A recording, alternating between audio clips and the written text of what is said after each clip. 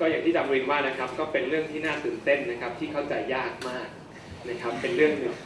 นะครับเพราะฉะนั้นตอนนี้ก็เลยต้องเป็นช่วงเวลาที่เป็นเรื่องคำถามนะครับถ้าท่านใดมีข้อสงสัยนะครับเกี่ยวกับเรื่องการค้นพบครั้งนี้นะครับหรือความร่วมมือนะครับระหว่างเซิร์นกับประเทศไทยนะครับก็นี่เป็นโอกาสดีนะครับที่จะได้ถามคำถามโดยตรงนะครับกับผู้ที่เกี่ยวข้องทั้งสิ้นนะครับวันนี้ก็จะไม่มีโอกาสมากๆนะครับที่จะมานะครับขอเชิญครับท่านแรกครับ No, I was going to say. Well, for me, English, but I was just going to say. No, I was going to say something. It's very honored to be here, sir. My name is Pong. I'm from Tithapa University, and I would like to ask you that is it possible that we all here have Higgs particle in ourselves? Higgs particle is the building blocks. Like well, it's not. Well, the way it works, okay. There's a Higgs field that permeates the universe, but in some sense, this field is deep in the fabric, and the particle is made up of Higgs particles, but the Higgs particles are virtual. They're not real in the sense that you see them. They come in and out of existence in some sense. They're interacting with all the massive particles in our body are interacting with the Higgs field all the time. Okay, but to make a real Higgs particle, sort of pull it out of the fabric, takes a lot of energy. So yes, in some sense, you are interacting with the Higgs field all the time, and you're interacting with Higgs particles, but these are virtual particles. They're not. They're not. Well, it's hard to explain. We have in quantum field theory, there are particles that exist for very short amounts of time. They can come into and out of existence, and they do not have their full mass, as in the case of the Higgs. In some sense, that's why we need this very big machine that we have, in order to get to high enough energies to bring one of these Higgs particles out from the fabric, if you like, out of the vacuum, we call it, into our world. They're sort of all sitting below the surface, but they're constantly kind of interacting with us as well in a funny kind of quantum field theoretic way. It's a little bit difficult to explain. So yes, you're constantly interacting with the field. The field is made up of these particles, but there are no real Higgs particles inside you. To do that would be very difficult. Derivative of the Higgs particle. It's something like a derivative of the Higgs. Yes. Thank you so much, sir. จะขออาจารย์บูรินทร์แปลทั้งคำถามคำตอบครับ Oh yeah, he has to translate, right? This is a very easy topic, right? I mean, there's no complication. You all understand it. โอเคนะครับก็คำถามก็คือว่าเรามีเราทุกคนเนี่ยคือมีอนุภาคฮิกส์อยู่หรือเปล่านะครับซึ่ง Professor โจก็อธิบายว่าตัวฮิกส์เนี่ยมันไม่ใช่อนุภาคในทำนองที่ว่ามันเป็นอนุภาคที่เรามองว่ามันจับต้องได้หรือมีอยู่นะครับจริงๆตัวที่น่าสนใจหรือว่าจริงๆที่นักฟิสิกส์สนใจเนี่ยคือตัวสนามมากกว่านะครับและตัวอนุภาคมูลฐานเนี่ยก็คือ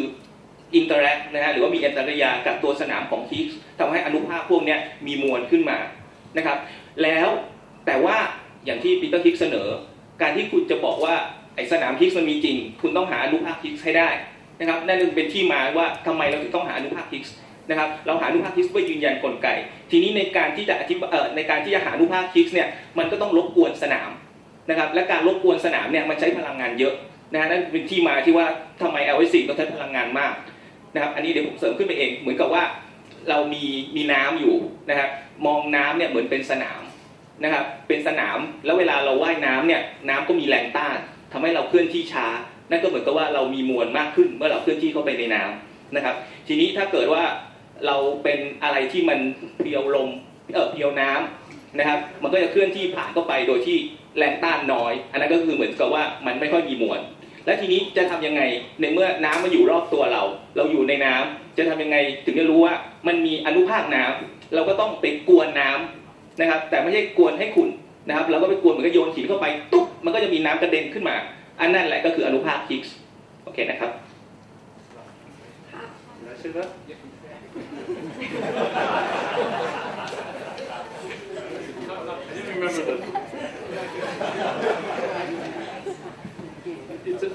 it's a difficult subject because it really relates to quantum field theory, quantum mechanics, which, to be honest, quantum mechanics, we have no real natural intuition for quantum mechanics. And so it's somewhat difficult to explain, but I think. Okay, ครับ other questions? Next question. ขอเชิญครับครับ หลังจากที่เราพบว่ามันแบบว่ามันเราจะคอนเฟิร์มว่ามันใช่แน่แล้วพอว่ามันใช่แน่เนี่ยขั้นตอนต่อไปของเซิร์นจะต้องทำยังไงบ้างคะ Okay, the question is the lady confirmed that it is Higgs, and how long will it take to confirm that? I mean, what's the plan to confirm that? I think most of us already kind of believe it is the Higgs, but to confirm it is to confirm it's the Higgs, we need to know certain properties, and the most important property is its angular momentum. It's what we call spin. There's a characteristic all particles have or don't have, which is something that's very similar to a spinning top. It's a quantum number that we call angular momentum that we call spin. And the Higgs boson has zero spin. Okay? And it would be the only fundamental particle that does not have spin. All of the fundamental particles have spin. So if we could show that this particle has no spin, everyone will believe for sure that it's a Higgs. I think we won't know what Higgs, because there are many different theories with different Higgs bosons. But we'll know it's a Higgs.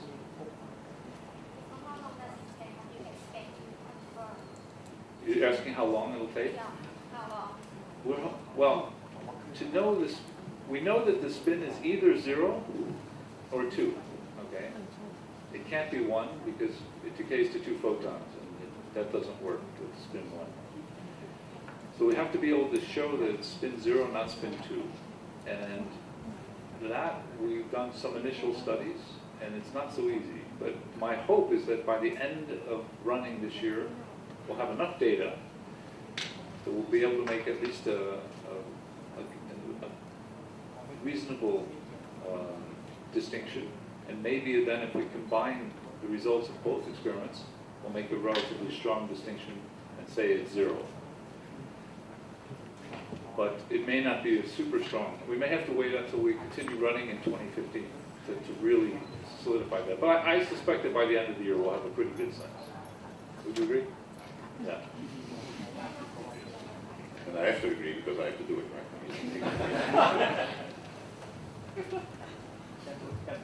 That's it. I'm telling him he has to do it, yes. That's not a question. You don't have to translate that. โอเคนะครับก็คือคำถามก็คือว่าแล้วเมื่อไหร่เราถึงจะยืนยันได้ว่าสิ่งที่ค้นพบเนี่ยคืออนุภาคฮิกส์นะครับแล้วก็จะต้องใช้เวลานานแค่ไหนนะครับโปรเฟสเซอร์ก็ได้อธิบายว่าในการที่เราจะคอนเฟิร์มว่ามันเป็นฮิกส์เนี่ยก็คือคงต้องรอข้อมูลให้มากกว่านี้นะครับสิ่งที่เราจะยืนยันก็คือเนื่องจากว่าตัวอนุภาคฮิกส์เนี่ยตามทฤษฎีเนี่ยก็คือมีสปิน0นะครับคืออนุภาคในทางควอนตัมเมคานิกส์เนี่ยมันก็คือจะมีตัวสปินนะครับนะฮะขอยังไม่ลงรายละเอียดแล้วกันว่ามันคืออะไรนะครับเอาไว้ว่าในกรณีฮิกส์เนี่ยต้องบอกให้ได้ว่าตัวฮิกส์เนี่ยมีสปิน0นะครับถ้าเมื่อไหร่ที่จะบอกได้เนี่ยก็คือสามารถที่จะคอนเฟิร์มได้ว่าโอเคมันเป็นฮิกส์แต่เนื่องจากว่าฮิกส์มันไม่ได้มีตัวเดียวนะครับมันก็ยังต้องดูตัวว่าไอ้ฮิกส์ตัวที่เจอเนี่ยมันคือฮิกส์ตัวไหนนะครับเพราะฉะนั้นมันก็มีเป็น2สเต็ปซึ่งท่านก็คาดว่าภายในสิ้นปีเนี้ยนะครับก็น่าจะมีข้อมูลที่เพียงพอที่จะสามารถที่จะยืนยันได้นะฮะซึ่งโปรเฟสเซอร์อเวิร์ดก็เห็นด้วยนะครับครับเชิญครับมาดูครับ Just out of curiosity, on the rough order of magnitudes, how many detection events have you detected so far? We think collected in our samples, we have probably in the photons something like 100 signal events, rough order of magnitude. In the Z's, something like 10 events. And so, I mean, that which is, if you allow me, I think it shows you how powerful the detectors are because we've looked at roughly 700 trillion proton-proton collisions. 700 trillion, 700 million collisions. And of those, we found 100 200 that are Higgs. Like, we're able to see those. ครับคำถามก็คือว่าที่ว่าเราค้นพบอนุภาคใหม่เนี่ยเราเจอสักกี่ตัวกันนะครับคำตอบก็คือว่าในกรณีของฮิกส์สลายตัวเป็นโฟตอน2ตัวเนี่ยเจอประมาณ100ตัวนะครับแล้วก็ฟังดูน้อยเนาะแล้วก็ในกรณีของฮิกส์สลายตัวเป็นซีโบซอน2ตัวนะครับก็เจอประมาณสัก10ตัวนะครับแต่ตรงเนี้ยมันฟังดูเหมือนน้อยแต่ว่าจากการศึกษาเวลาจากข้อมูลทั้งหมดเนี่ยมัน700ล้านเหตุการณ์นะครับนะจาก700ล้านเหตุการณ์เนี่ยเจอเท่านี้นะฮะนับว่าเยอะแล้วนะครับเพราะว่ามันเกิดยากมากๆนะครับ Just another question. Are you hoping to continue to find Higgs-like boson at any other energy range? We will continue to look because in other theories there are multiple Higgs predicted. In supersymmetry there's at least 5. I'll let Albert tell you about some of the high mass searches.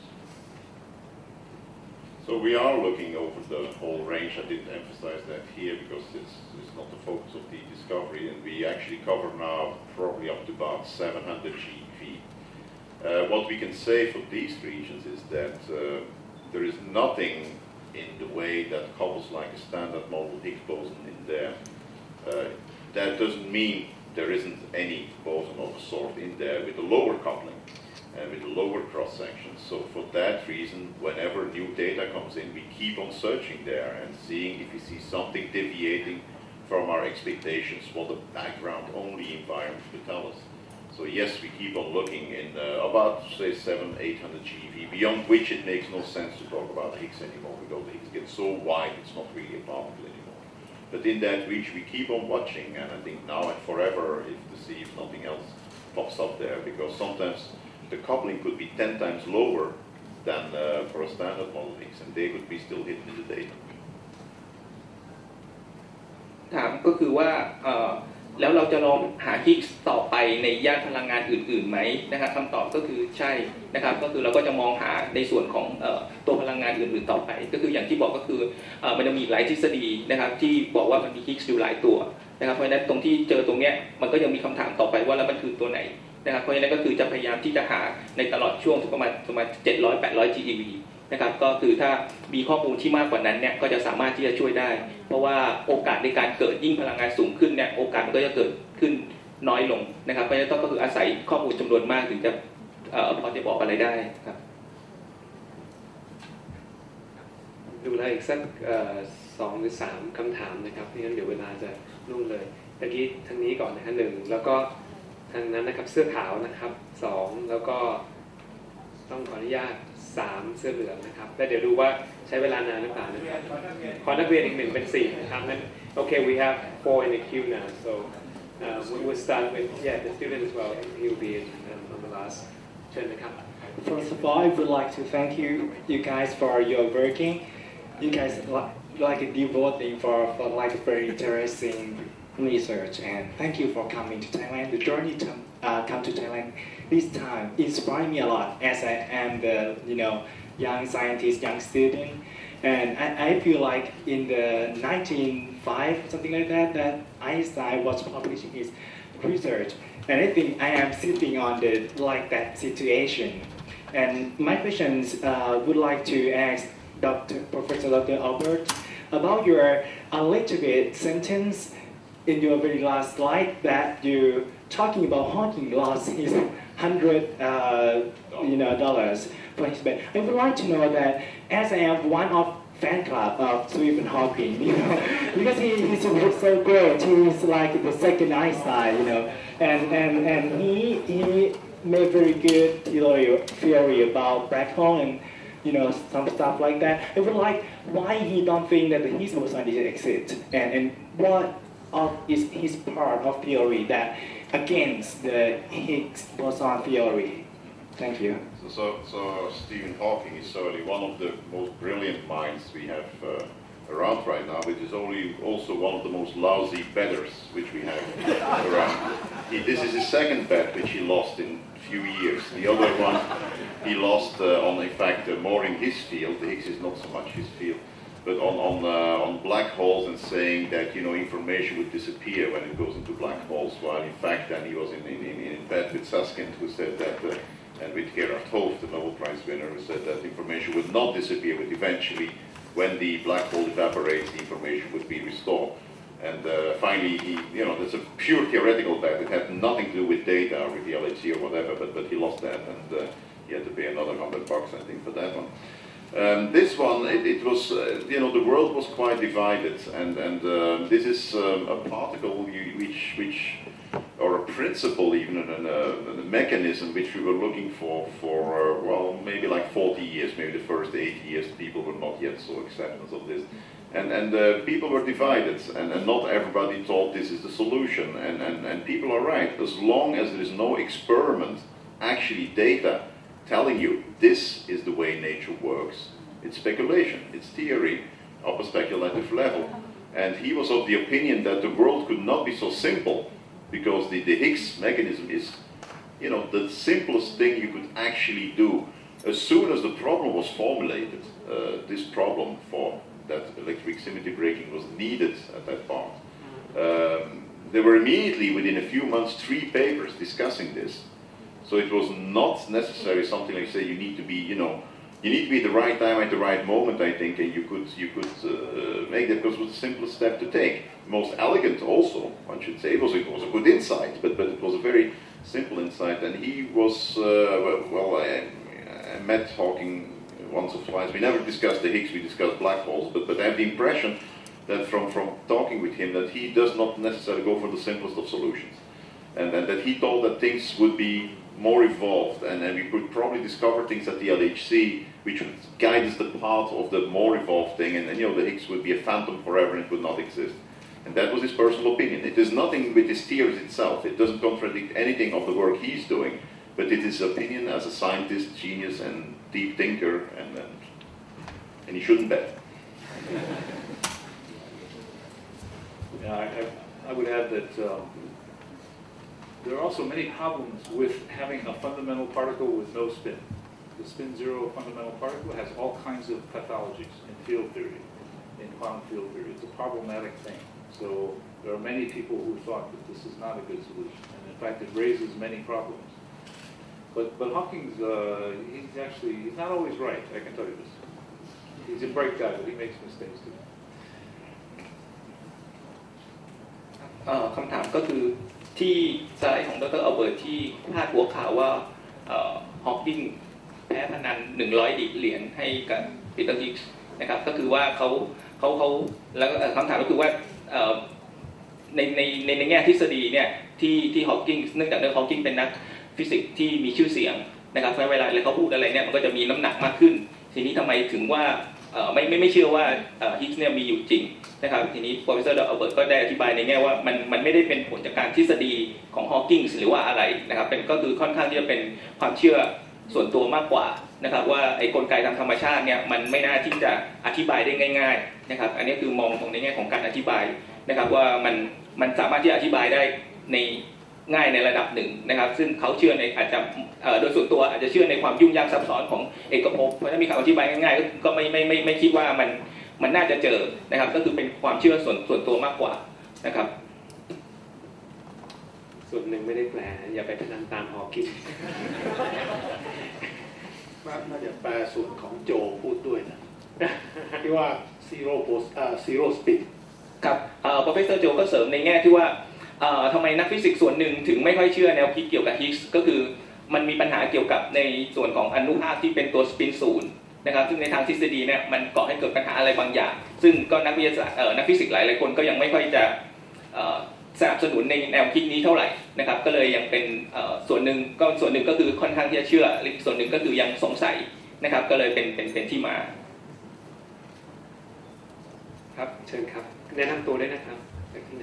ผมชื่อชาวานนท์สร้อยเงินมาจากโรงเรียนเป็นจมาราธุที่จังหวัดจันทบุรีครับขออนุญาตถามเป็นภาษาไทยแล้วกันนะคือว่าผมแค่เกิดสงสัยขึ้นมาว่าถ้าในทฤษฎีสัมพัทธภาพเนี่ยการอวกาศเนี่ยมันสามารถเกิดความบิดเบี้ยวได้เนื่องจากว่า การที่มีวัตถุที่มีมวลสารอยู่ในพื้นที่แล้วถ้าเกิดว่า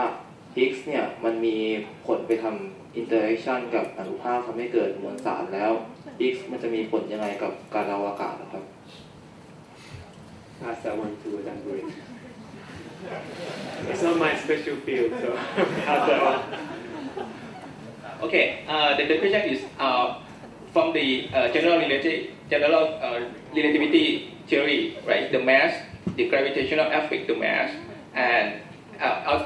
also effect of the space-time. Okay, the shape of the curvature of the space-time. So if Higgs affect the mass or give mass to the matter, the particle, how is its effect to the space-time?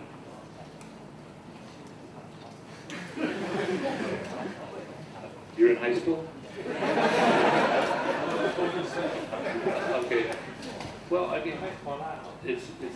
the Einstein equations hold. I mean, we know they hold. We know that there's a curvature of space and time that is associated with mass, and it's just that the Higgs is allowing that mass to exist. I don't think there's anything beyond that we could add. Without the Higgs, you have no mass. With the Higgs, you have mass. Once you have the mass curves space and time according to Einstein's equations. That's pretty much it.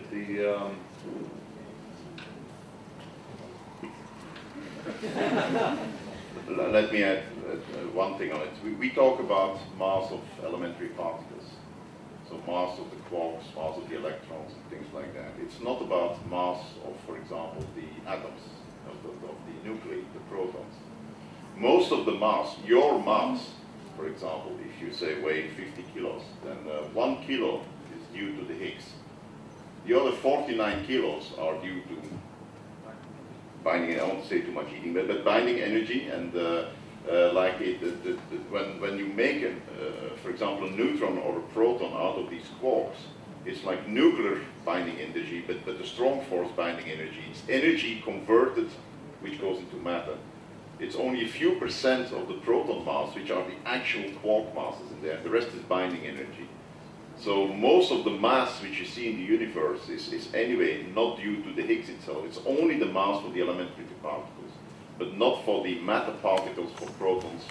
and you see that's a small fraction in it all. So it doesn't affect relativity at all. I didn't say it. So if you're not totally confused yet, no. But the Higgs does enter in. So if you take a proton that's made up of 3 quarks, or a neutron that's made up of 3 quarks, the 3 quarks get their mass, which is very, very small actually, from the Higgs. But when they bind together, they create a proton which is very heavy. And it's from the binding energy that you get this mass. Okay, that's what Albert was saying. Now, if there was no Higgs, they'd actually break apart. So it's still true that without the Higgs giving them that small mass, these protons and neutrons wouldn't necessarily bind. นะครับคำถามก็คือว่าจากทฤษฎีสัมพัทธภาพนะทั่วไปของไอน์สไตน์เนี่ยมวลนะครับมันมีผลต่อการอวกาศนะครับความโค้งของอากาศcurvature ทีนี้ถ้าในเมื่อตัว Higgs เนี่ยนะครับส่งผลต่อให้อนุภาคมีมวลแล้วอนุภาค Higgs เนี่ยส่งผลยังไงต่อการอวกาศนะครับคำตอบก็คือว่าเนื่องจากว่าในแง่ของตัว Higgs นะครับ Higgs เอาในส่วนของทฤษฎีก่อนทฤษฎีตัวสัมพัทธภาพเนี่ยก็คือการอวกาศเนี่ยเป็นผลของการที่ไอตัวมวลเนี่ยส่งผลเพราะฉะนั้นตัว Higgs เนี่ยมันเหมือนกับเป็นตัวที่ทำให้มันเกิดมวลนะครับเพราะฉะนั้นตัว Higgs ก่อให้เกิดมวลก่อให้เกิดการผลต่อการอวกาศนะครับทีนี้ท่านเสริมต่อไปว่ามวลที่เราพูดถึงเนี่ยที่ว่ามาจาก Higgs เนี่ยมันคือส่วนน้อยมากๆนะครับมันคือส่วนน้อยมากๆหรืออย่างยกตัวอย่างเช่นมวลของโปรตอนนะครับมวลของโปรตอนที่ประกอบด้วยควาร์ก3ตัวเนี้ยนะครับอนุภาค Higgs ที่มีผลทำให้ควาร์กมีมวลเนี่ยทำให้ควาร์กมีมวลนิดเดียวเองนะครับซึ่งเอาควาร์ก3ตัวเนี่ยเอามามวลของควาร์ก3ตัวมารวมกันก็ยังไม่เท่ากับมวลโปรตอนนะครับเพราะฉะนั้นมวลส่วนที่เหลือของโปรตอนนี่มาจากไหนก็คือมาจากพลังงานยึดเหนี่ยวของไอ้เจ้าควาร์กพวกนี้นะครับเพราะฉะนั้นมันคือแค่ส่วนน้อยมากๆที่เป็นผลของ Higgs แต่มวลส่วนใหญ่นะครับมวลส่วนใหญ่ที่ของเป็นอนุภาคแต่ละตัวพวกนั้นเนี่ยมันก็คือมาจากพลังงานยึดเหนี่ยวระหว่างตัวอนุภาคพวกนั้นครับ ครับ ครับ the last 2 years เชิญครับเสื้อเหลืองครับเสื้อเหลืองครับเชิญครับแนะนำตัวได้เชิญครับ My name is Non from the University School, and I want to know that Higgs particles are concerned with mass generation, and I have learned from school that gravity force are stronger with higher mass. Are there any connections between gravity force and Higgs boson?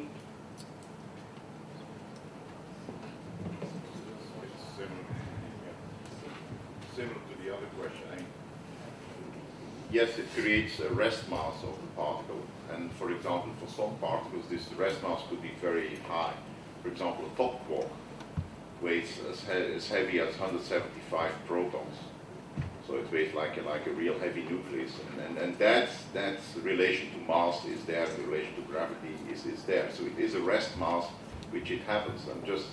what I was saying before is that on the totality of mass which we see around us in this room, for example, the Higgs is responsible for 1% of that, or 2%, and the rest is this binding energy which we said. But of course, the mass is rest mass, so it enters exactly in all this equation of relativity. Sorry, but I mean about the discovery of the graviton. Oh, the graviton. No, it doesn't teach us that. It doesn't teach us yet how gravity works at the quantum level, which would involve a graviton. But the Higgs does not yet, let's put it like that. Who knows what we will find when we study this particle carefully, but we don't believe that that is a portal to learn something about the graviton. Thank you. I was going to say, though, if it turns out to be spin 2, then it could be a graviton. But talking about confusion. That's right. Don't translate that. นะครับคำถามของน้องก็คือว่ามันก็เหมือนว่าไอตัวแกรวิตอนมันเกี่ยวอะไรกับฮิกส์ไหมนะครับตอนแรกก็คือที่คำถามก็คือมันคล้ายๆกับของเดิมก็คือว่าแล้วไอมวลสารเนี่ยกับฮิกส์มันสัมพันธ์กันยังไงก็คืออย่างที่ได้อธิบายไปแล้วนะครับทีนี้ก็ถามในแง่ที่ว่าแล้วตัวฮิกส์เนี่ยมันทำให้เรารู้อะไรเกี่ยวกับแกรวิตอนมากขึ้นหรือเปล่าเพราะมองในแง่ว่าแกรวิตอนเนี่ยเกี่ยวข้องกับสิ่งที่มีมวลแล้วบังเอิญเราก็พูดถึงฮิกส์กับสิ่งที่มีมวลนะฮะน้องก็เลยถามว่าไอ้2ตัวนี้มันเกี่ยวข้องเชื่อมโยงกันไหมนะครับซึ่งท่านก็บอกว่ามันยังไม่ได้ทำให้เราสามารถที่จะการที่เราศึกษาฮิกส์หรือว่าค้นพบฮิกส์ตัวนี้ยังไม่ได้ทำให้เราปูทางไปสู่ความเข้าใจในส่วนของแกรวิตอนได้ในขณะนี้นะครับแล้วก็ท่านบอกว่ายังไม่ต้องแปลโอเคครับครับเชิญครับแนะนำตัวด้วยนะครับ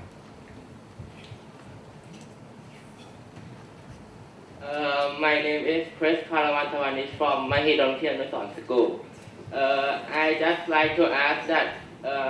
if the Higgs have some rest mass, how does the Higgs acquire mass in the first place? It's beautiful. This is usually the last question we usually get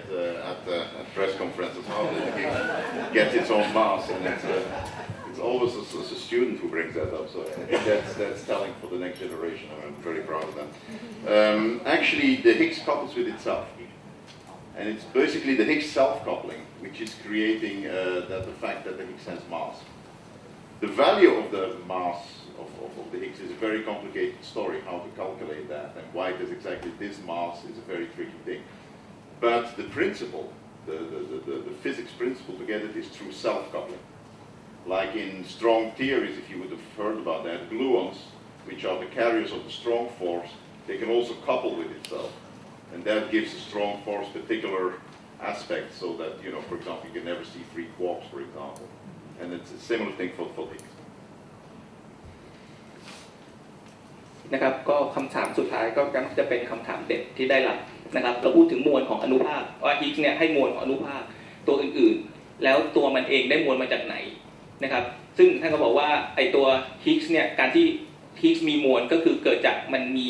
อันตรกิริยาระหว่างตัวฮิกส์ด้วยกันเองนะครับก็คือระหว่างตัวเองนะครับแล้วก็ยกตัวอย่างในแง่ของ